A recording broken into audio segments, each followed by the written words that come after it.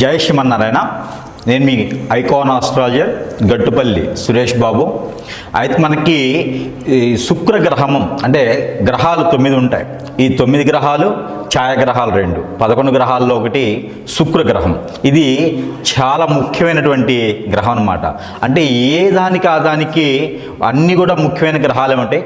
కొన్ని సందర్భాల్లో కొన్ని కార్యక్రమాలకి కొన్ని పరిహారాలకి కొన్ని రకాలుగా ఆ శుభం చేసుకోవడానికి కానీ వాళ్ళ పెళ్ళిళ్ళు చేసుకోవడానికి కానీ ఉపయోగించేటువంటిది శుభకార్యాలు ఎక్కువగా చేసేటువంటి గ్రహము కానివ్వండి. మనకి మంచి చేయాలన్నా కూడా గ్రహం ఏంటంటే శుక్రగ్రహం.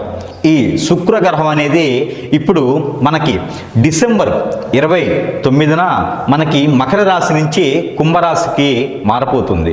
ఈ కుంభరాశిలోకి రావడం వలన మనకి ఎప్పుడో ఎన్నాళ్ళ నుంచో ఎదురు చూసేటువంటి ఈ మకర రాశిలో నుంచి ఈ కుంభరాశికి ఈ యొక్క శుక్రగ్రహం రావడం అనేది ద్వాదశ రాశులు అన్నిటికి కూడా శుభం అశుభాలు రెండూ ఉంటాయి. అందులోనూ మనకి ఏ రాశికి శుభం ఉంటుంది, ఏ రాశికి అశుభం ఉంటుంది, ఏ రాశికి మిశ్రమ ఫలితాలు ఉంటాయి అనేది మనం తెలుసుకోవచ్చు. అసలు ముఖ్యంగా ఈ శుక్రగ్రహం అనేది చాలా గొప్పదన్నమాట. ఎందుకంటే మానవ జీవనానికి శుక్రగ్రహం అనేది చాలా ఉన్నతమైనటువంటి స్థానం, ఉన్నతమైనటువంటి పరిస్థితి, ఉన్నతమైనటువంటి డిగ్రీస్లో కనుక ఈ శుక్రగ్రహం ఉన్నట్లయితే వాళ్ళకి అందరికీ కూడా అష్ట ఐశ్వర్యాలు కూడా కలిగేందుకు ఆస్కారం ఉంటుంది. నైట్ లాటరీ టికెట్ తగిలినట్ట అంత విధిగా కూడా ఈ యొక్క శుక్రగ్రహం అనేది ఉంటుంది. కావున ఈ శుక్రగ్రహ ఫలితాలు ఆ ప్రతిఫలితాలు ఎలా ఉంటాయి అనేది మరి ఇప్పుడు రాసులు వారిగా చూద్దాం. మేషరాశి వాళ్ళకి ఏదైతే మనకి శుక్రుడు మార్పు అనేది జరుగుతుందో, ఈ శుక్రుడు మకర రాశి నుంచి కుంభరాశికి రావడం అనేది జరుగుతుంది. కాబట్టి ఈ యొక్క మేషరాశి వాళ్ళకి ఎలా ఉండబోతుందంటే, ఎంతవరకు ఇప్పటివరకు కష్టాలు పడ్డారో ఈ మేషరాశి వాళ్ళు ఏదైతే ఎక్కడెక్కడో దేశాలు పట్టుకు తిరగటం కానివ్వండి. అంటే మేషరాశి వాళ్ళు ఎందుకు తిరుగుతున్నారు దేశాలు పట్టుకుని అంటే అప్పులు పాయేయటం, ఐపీఎల్ పెట్టడం అంటే తప్పనిసరి పరిస్థితి, కావాలని కాదు, ఏదో చేద్దామని ముందుకెళ్తారు. ఆ ముందుకెళ్ళింది కాస్త ఏం చేయలేని పరిస్థితి అనమాట. ఇది గత సంవత్సరంన్నర నుంచి 2 సంవత్సరాలు, సంవత్సరంన్నర, దాదాపు కొంతమందికి అయితే సంవత్సరం, వాళ్ళ ఒక గ్రహస్థితిని బట్టి నడిచేటువంటి అంతర్దశ బట్టి కూడా ఈ యొక్క ప్రెడిక్షన్ ఉంటుంది కదా. దాన్ని బట్టి ఇప్పుడు అదృష్టం ఏంటంటే మేషరాశి వాళ్ళకి శుక్రుడు మారుతున్నాడు. ఈ మారడం ద్వారా ఏంటంటే ఖచ్చితంగా ఈ శుక్రుడు మారడం ద్వారా మనకి మంచి జరుగుతుందని చెప్పొచ్చు మేషరాశి వాళ్ళకి. ఎందుకంటే ఈ యొక్క ఏదైతే ఫైనాన్షియల్గా ఆర్థికంగా ఇబ్బందులు ఉన్నాయో వీళ్ళందరికీ కూడా మంచి జరుగుతుందని చెప్పొచ్చు. అనుకోనిటువంటి ఏదైతే ఎదుగుతున్న తీగ కాలికి తగిలినట్టుగా అనుకోని పరిస్థితుల్లో మీకు ఏదైనా అన్ఎక్స్పెక్టెడ్గా నైట్ కనుక మీకు ఏదైనా అదృష్టం వచ్చేటువంటి ఆస్కారం బాగా కనిపిస్తూ ఉంది. మీ పాత ఓనర్లు కానివ్వండి, మీ పాత ఏదైతే మీరు పనిచేసి ఉన్నటువంటి ఓనర్స్ ఉంటారో, మీ పాత సారులు కానివ్వండి, మీకు ఉన్నటువంటి జమీందారులు ఎవరి దగ్గర అయితే మీరు పని చేస్తూ ఉంటారో, మీ పాత సార్లు ఎవరైతే మీకు మేనేజర్లుగా ఉంటారో, మీ పై వాళ్ళు ఎవరైతే ఉంటారో వాళ్ళ ఒక కృప మీ మీద ఉండేసి అన్ఎక్స్పెక్టెడ్గా మీకు ఫోన్ చేయడమో, లేకపోతే మీకు ఒక పని కల్పించడమో, లేదా కొత్త రకమైనటువంటి మార్గం ఏదైతే బ్రతికేందుకు మార్గాలు కల్పించడమో జరుగుతుంది. ఇవైతే మీరు అందిపుచ్చుకోవాలి. ఏదైతే ఈ శుక్రుడు దశ వల్ల మీకు ఈ అవకాశాలు వస్తాయో ఈ అవకాశాలన్నీ కూడా మీరు అందిపుచ్చుకున్నట్లయితే కనుక ఈ యొక్క మేషరాశి వాళ్ళకి శుక్రగ్రహం ద్వారా కూడా మంచి జరుగుతుందని మనం ఖచ్చితంగా చెప్పవచ్చు. ఎందుకంటే కుంభరాశిలో శుక్రుడు అంటే మేషరాశి వాళ్ళకి అద్భుతమైనటువంటి ప్రతిఫలాలు కూడా ఇచ్చేదానికి ఆస్కారం ఎక్కువ కనిపిస్తుంది. కాబట్టి ఈ మేర ఏ మాత్రం చిన్నపాటి అవకాశం వచ్చినా కూడా చేజార్చుకోకండి. అది అందిపుచ్చుకుంటే కనుక ఖచ్చితంగా మీకు ప్రయోజనాలు ఉంటాయి, ఫలితాలు ఉంటాయి. అలానే ఎవరైనా సరే మేషరాశిలో వాళ్ళకి పెళ్ళిళ్ళు కానటువంటి వాళ్ళు ఎంత ప్రయత్నం చేసినా కూడా పెళ్ళి జరగట్లేనటువంటి వాళ్ళు కనుక సెకండ్ మ్యారేజెస్ కోసం ఎవరైనా ప్రయత్నం చేస్తుంటే కనుక ఖచ్చితంగా మీకు పెళ్ళిళ్ళు అయ్యేదానికి కూడా ఆస్కారం ఉంటుంది. అదే కనుక మీకు పరమడ వైపు వచ్చేటువంటి సంబంధం ఏదైతే ఉందో, మీరు ఉన్న వాస్తు ప్రకారంగా మీరు ఉన్నటువంటి సిటీ కావచ్చు, టౌన్ కావచ్చు, ఏదైతే ఉందో అక్కడి నుంచి మీకు ఉన్నటువంటి వెస్ట్ సైడ్ వెస్ట్ సైడ్ నుంచి వచ్చేటువంటి మ్యాచ్ మీకు కుదిరేటువంటి అవకాశం కూడా ఉంది. కాబట్టి పర్టికులర్గా మీరు ఏదైనా పెళ్ళిళ్ళు సంబంధాలు చూస్తున్నా కూడా మీరు పరమడ వైపు నుంచి వచ్చేటువంటి మ్యాచ్ని మీరు కన్ఫర్మ్ అయింది కాబట్టి ఆ మేర మీరు ప్రయత్నం చేయండి. అదే కనుక చిన్నపాటి పరిహారాలు చేసుకుంటే కూడా ఇంకా ఈ శుక్రుడికి సంబంధించినటువంటి దోషాలు ఏమైనా ఉన్నా తొలగిపోతాయి. కళత్ర దోషాలు ఏమైనా ఉన్నా కూడా పూర్తిగా తొలగేదానికి ఆస్కారం ఎక్కువ కనిపిస్తూ ఉంది. అయితే మరొకటి, ఎవరైనా సరే విదేశానికి ప్రయత్నం చేసే వాళ్ళు మేషరాశి వాళ్ళు ఉంటే కనుక ఖచ్చితంగా ప్రయత్నం చేస్తే ఈ శుక్రుడు మార్పు వల్ల గల్ఫ్ కంట్రీస్కి వెళ్ళేటువంటి అదృష్టం ఎక్కువగా ఉంది. కాబట్టి ఈ మేర ప్రయత్నం చేయండి. అయితే మనకి ఎవరైనా ఈ ఫైనాన్షియల్గా చేసేవాళ్ళు కానీ ఎవరైనా మనకి అంటే ఈ మనీ సర్క్యులేషన్ బిజినెస్ చేసే వాళ్ళకి కానీ షేర్స్ కానివ్వండి, లేకపోతే మనీ మ్యూచువల్ ఫండ్స్ కానివ్వండి, చిట్టీలు కానివ్వండి చేసే వాళ్ళకు కూడా ఈ శుక్రుడి వల్ల కొంతమేర లాభాలు వస్తాయని చెప్పొచ్చు. ఎవరైనా మోసపోయి ఉంటే చిట్టీలు వేసి కనుక ఇంతకుముందు డబ్బులు కనుక ఎవరైనా మోసపోయి ఉంటే కూడా ఆ మేర మీకు డబ్బులు వచ్చేదానికి కూడా ఆస్కారం ఎక్కువ ఉంటుంది. కాబట్టి ఆ మేర మీరు ప్రయత్నం చేయండి.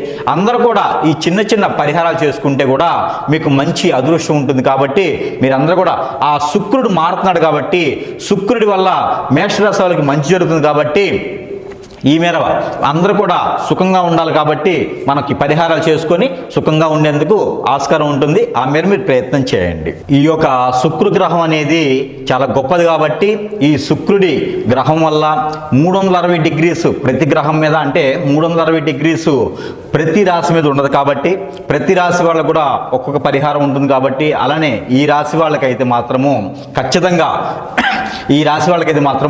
ఖచ్చితంగా పరిహారం చేసుకోవడం వలన ఆ శుక్రుడి యొక్క ఆ గ్రహం ఏ పరిస్థితిలో ఉన్నప్పటికీ కూడా ఆ శుక్రుని యొక్క కృపా కటాక్షాలు ఈ గ్రహం మీద ఉండేదానికి, మన రాశి మీద ఉండేదానికి కూడా ఇంకా మంచి శుభ ఫలితాలు పొందేందుకు మనకి ఈ యొక్క పరిహారం చేసుకున్నట్లయితే ఇంకా శుభ ఫలితాలు పొందేలాగా ఉంటుంది. కాబట్టి ఆ పరిహార నిమిత్తం ఏంటంటే మీకు దగ్గరలో ఎక్కడైనా సరే సుబ్రహ్మణ్యేశ్వర స్వామి టెంపుల్ ఉన్నా అక్కడ మీరు అభిషేకం చేయించుకోవటం వలన, అయితే మనకి గ్రహాలన్నింటిలో శుక్రగ్రహం కాబట్టి ఆ శుక్రగ్రహం ఆ ఒక దృష్టి ఏదైతే శుభ దృష్టి ఉండిద్దో ఆ శుభ దృష్టి మన రాశి మీద మన మీద కూడా ఉండాలి. కాబట్టి మనకి ఏదైతే ఫలితం ఉండాలనుకుంటామో ఆ శుక్రగ్రహం ఒక అశుభ దృష్టి కూడా శుభ దృష్టిగా మలుచుకునేందుకు చిన్న చిన్న పరిహారాలు చేసుకోవడం ద్వారా కూడా శుభ దృష్టిగా మలుచుకోవచ్చు.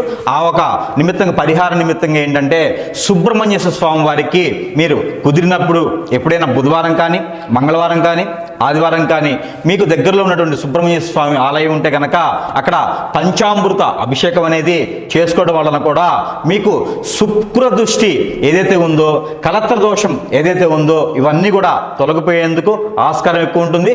త్వరగా పెళ్లిళ్ళు అయ్యేదానికి కూడా ఆస్కారం ఎక్కువ కనిపిస్తుంది. కాబట్టి ఈ శుక్రగ్రహానికి సంబంధించినటువంటి కలత్ర దోషం అంటారు.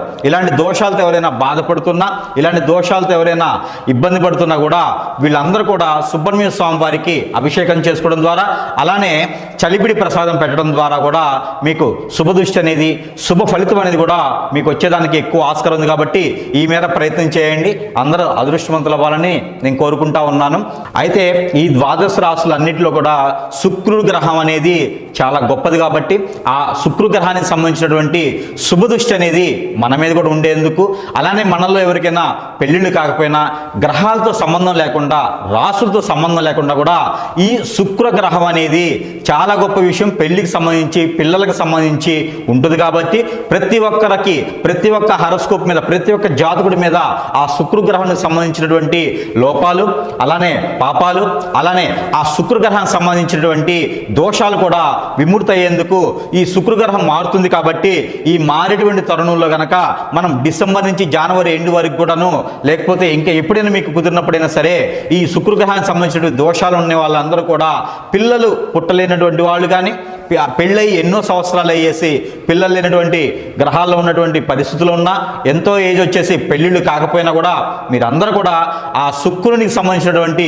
జీడిపప్పు ఏదైతే మనకి కాజు అంటామో ఈ జీడిపప్పును కనుక మనము దానం ఇచ్చినట్టయితే, లేదా శుక్రగ్రహం మీద కనుక నవగ్రహాల మండపంలో శుక్రగ్రహం అని ఉంటుంది, ఆ శుక్రగ్రహం మీద 1 కిలో పావు జీడిపప్పు తీసుకొని కనుక మనం అక్కడ ఆ స్వామివారికి పోచినా కూడా, ఆ గ్రహం మీద సమర్పించినా, లేకపోతే నైవేద్యం నైవేద్యం పెట్టినా, లేదా అక్కడ ఏదైనా పంతులు గారు ఉంటే ఆ పంతులు గారికి దానం ఇచ్చినా కూడా మీకు మంచి జరిగేదానికి ఆస్కారం ఉంటుంది. మీకు పిల్లలు పుట్టేదానికి కూడా, పెళ్ళయ్యి పిల్లలు పుట్టిన వాళ్ళు ఎవరైనా ఉంటే, ఈ శుక్రదోషంతో బాధపడుతున్న వాళ్ళు ఎవరైనా సరే ఈ శుక్రగ్రహానికి దానం గనక ఏదైతే మనం జీడిపప్పు దానం చేస్తామో, ఈ జీడిపప్పు కానీ జీడి గుళ్ళు కానీ, అలానే ఈ జీడి గింజల దానమైనా మనం చేసుకోవచ్చు.